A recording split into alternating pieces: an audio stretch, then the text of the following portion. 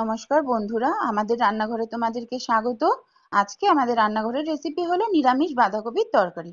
যারা এখনো পর্যন্ত আমাদের রান্নাঘরের চ্যানেলটিকে সাবস্ক্রাইব করোনি, অবশ্যই কিন্তু সাবস্ক্রাইব করে পাশে থাকা বেল আইকনটি প্রেস করে রেখো, যাতে আমার সমস্ত রান্নার নোটিফিকেশন তোমাদের কাছে সবার আগে পৌঁছে যায়। আমার সঙ্গে থেকে পুরো ভিডিওটা দেখে নাও, নিরামিষ দিনে এত লোভনীয় বাঁধাকপি কিভাবে বাড়িতে তোমরা বানিয়ে খাবে। রুটি, লুচি, পরোটা সবকিছুর সাথে কিন্তু এই রেসিপিটা দুর্দান্ত লাগবে। নিরামিষ বাঁধাকপি বানানোর জন্য বাঁধাকপিটা আমি এখানে সরু সরু করে কুচো করে ধুয়ে জল ঝরাতে দিয়েছি একটা চুবড়ির মধ্যে। মাঝারি সাইজের আলু 4টে আমি এরকম ডুমো ডুমো করে নিয়েছি, দেখো এরকম চৌকো করে। মশলার জন্য 5 থেকে 6টা মতন কাঁচা পাকা কাঁচা লঙ্কা ছোট ছোট করে কুচো করে নিয়েছি। মাঝারি সাইজের টমেটো 3খানা নিয়েছি আমি এরকম কুচো করে। একটু ভাজা মশলা নিয়েছি, এখানে আদা বাটা নিয়েছি 1 টেবিল চামচ, আর সল্টেড বাদাম নিয়েছি। একটা পাত্রে আমি গরম জল করে নিয়েছি, এর মধ্যে একটু 1 চামচ মতন লবণ দিয়ে দিলাম। কেটে রাখা বাঁধাকপিগুলো গরম জলে দিয়ে দিচ্ছি, একটু ভাপ দিয়ে নেব। এইভাবে ভাপ দিয়ে বাঁধাকপি করলে কিন্তু বাঁধাকপির যে একটা স্মেল থাকে না, সেই স্মেলটাও চলে যাবে। অনেকের আবার বাঁধাকপি খেলে গ্যাস হয়, সেই গ্যাসের প্রবলেমটাও থাকবে না। আবার অনেকের যাদের থাইরয়েড আছে, থাইরয়েডে তো বাঁধাকপি খাওয়া যায় না, কিন্তু বাঁধাকপির এই জলটা ফেলে কিন্তু অবশ্যই তারা বাঁধাকপিটা খেতে পারবে। ঢাকা দিয়ে 1 থেকে 2 মিনিট মতন রাখবো, তাহলেই সেদ্ধ হয়ে যাবে।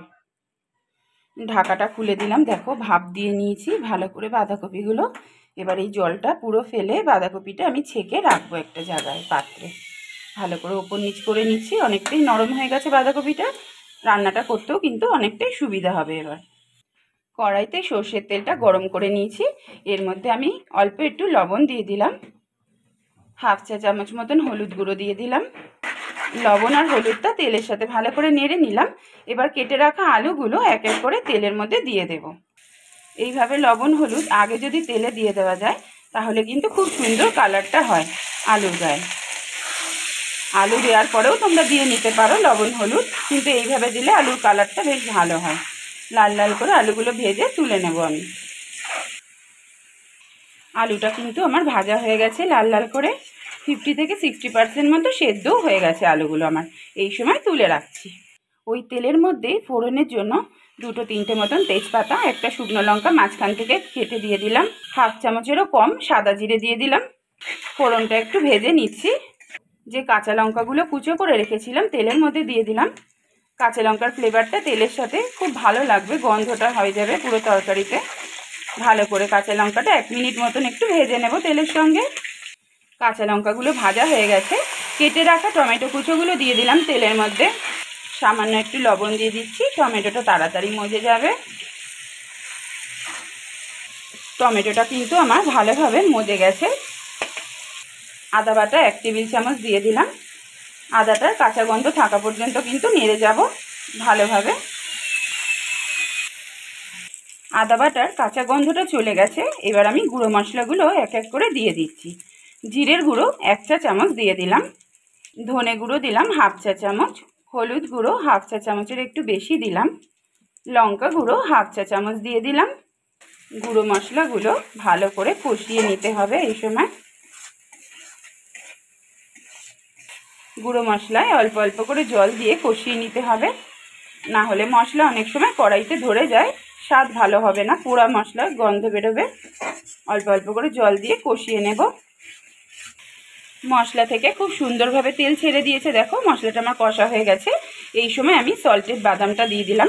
বাদামের মধ্যে যে বিট লবণটা ছিল সেটাও কিন্তু আমি দিয়েছি, তোমরা চাইলে বিট লবণটা স্কিপ করতে পারো, কিন্তু বিট লবণের স্বাদটা যেহেতু ভালো লাগে, যেটুকু লবণ ছিল সেটুকু আমি দিয়ে দিয়েছি। এবার আমি ভাজা আলুটা দিয়ে দিলাম মশলার সাথে। ভাজা আলুটা এবার ভালো করে কষিয়ে নেব আরও 3-4 মিনিট মতন। নিরামিষ যেহেতু তাই আমি বাদাম দিলাম, তোমরা চাইলে নারকেল দিতে পারো, ছোলা দিতে পারো। আর কড়াইশুঁটি তো এখন পাওয়া যায় না এই সময়টা, শীতকালে তো কড়াইশুঁটি ছাড়া বাঁধাকপি হয়ই না।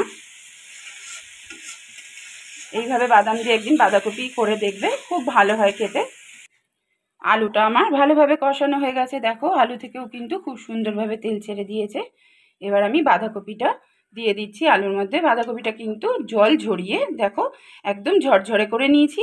একটা চুবড়িতে আমি বাঁধাকপিটা রেখেছিলাম জল ঝরিয়ে নিয়েছি, একটুও জল নেই কিন্তু বাঁধাকপির মধ্যে। মশলার সাথে বাঁধাকপিটা এবার খুব ভালো করে কষাবো।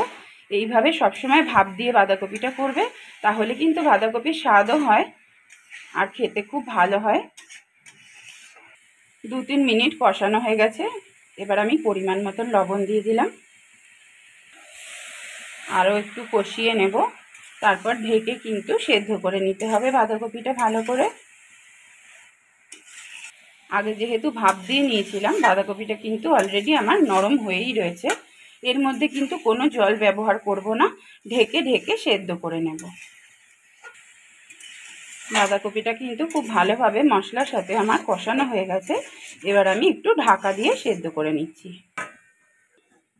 3-4 মিনিট পর ঢাকাটা খুলে আমি আবার একটু নেড়ে দিচ্ছি বাঁধাকপিটা। দেখো হয়েই এসেছে, মাখা মাখা হয়েই গেছে।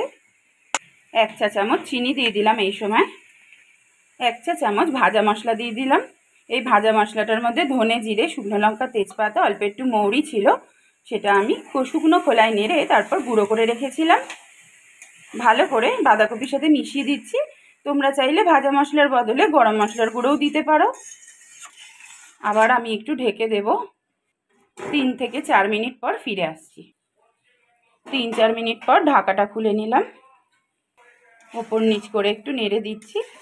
দেখো পুরো হয়ে গেছে কিন্তু বাঁধাকপি, মজে গেছে, আলুগুলোও সেদ্ধ হয়ে গেছে। এই সময় আমি 2 চা চামচ ঘি দিয়ে দিচ্ছি। নিরামিষ বাঁধাকপিতে কিন্তু একটু লাস্টে ঘি দিলে খুব স্বাদ হয়।